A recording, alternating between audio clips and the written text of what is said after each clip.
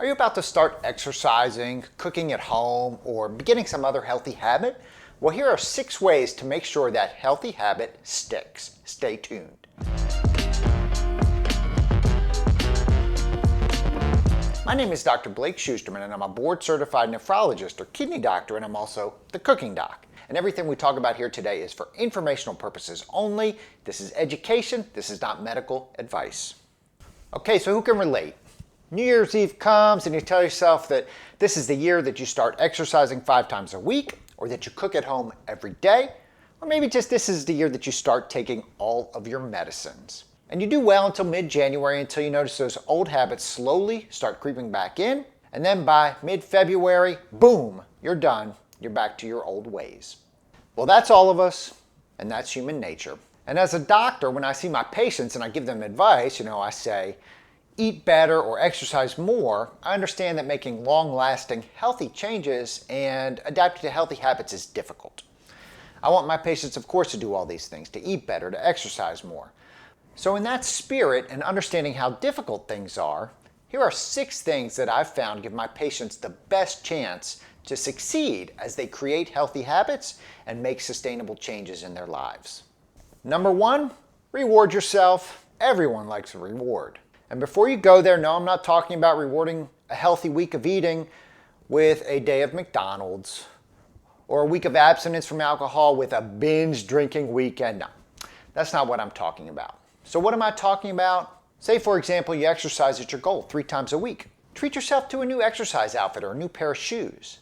Or if you want to watch a TV show that your spouse won't watch, put that on while you're on the treadmill or the bike. Give yourself a reward.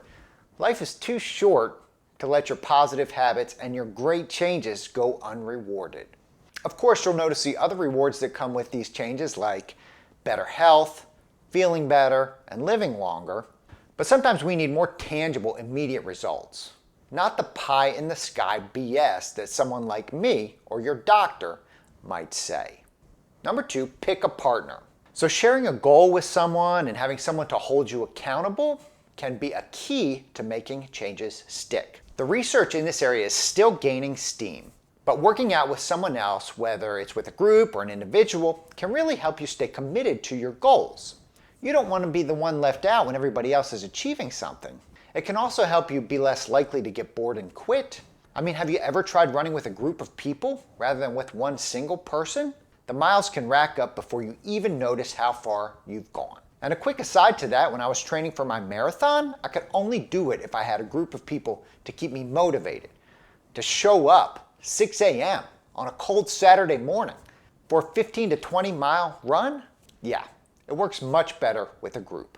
Groups can also help you feel less stress about exercising, and they can even make you push yourself harder. So find a friend, find a group, and get some help. Number 3, make it easy. Have things set up early. Prepare for your exercise. Lay your clothes out the night before. Do it at the same time every day. Allow it to become part of your routine. That can really help. If you have the means, buy a treadmill or an elliptical and put it at home. It may seem like a splurge, but you'll quickly realize how much easier it is to have things right in your house. You don't have to go anywhere. You can do it at any time. You can do it with your family in the other room. Having a piece of exercise equipment in your house can really make a huge difference because it makes it easy. Just try to not let those pieces of exercise equipment become a clothes rack. Number 4, start small. So this can be as easy as just setting aside 3 to 5 minutes a day to incorporate the habit that you're trying to work into your day. If you're wanting to become a runner, start slow and short. You have a whole lifetime to build up to your goals. Don't let starting too fast or too long or making things too difficult at the beginning discourage you from achieving whatever you want. Number 5, stack a healthy habit with something else so that it fits seamlessly into your day. So, for example, every day if you have a 3-minute walk to the car from work, or you have a 10-minute bus ride, set a healthy habit to take place during that same time. Some things to do would be, say, a meditation during that 3-minute walk or during that bus ride. Or take that time to give yourself a positive intention during that time when you're on your way in. Say something to yourself like, I accept myself as enough. Or today, I won't be afraid to try difficult things. This type of change will be tough at first, but after a few weeks, you'll slide right into the habit of associating either that meditation or that positive intention and affirmation with your daily commute. Apply that same principle to exercise or healthy eating.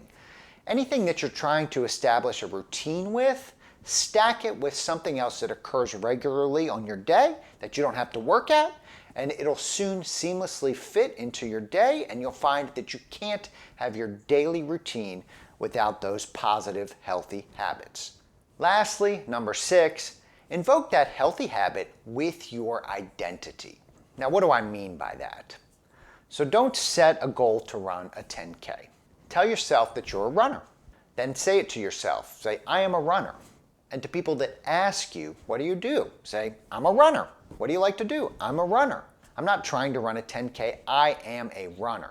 And once you have your identity associated with the healthy habit, you're more likely to stick with it in the long run. So these are what I've found are the most effective tools for my patients and for people I'm working with as they're trying to maintain healthy habits and allow them to last for a lifetime, not just for a couple of weeks. You can do it. Thanks so much for watching today. Make sure you subscribe to my channel, click that like button, hit that bell, give me a comment. What healthy habits are you trying to incorporate into your life? I want to hear about them. Let me know. Make sure you check out my website, thecookingdoc.co, for lots of healthy tips and good recipes, and check out my book, The Cooking Doc's Kidney Healthy Cooking, a Modern 10-Step Guide to Preventing and Managing Kidney Disease. We'll see you next week.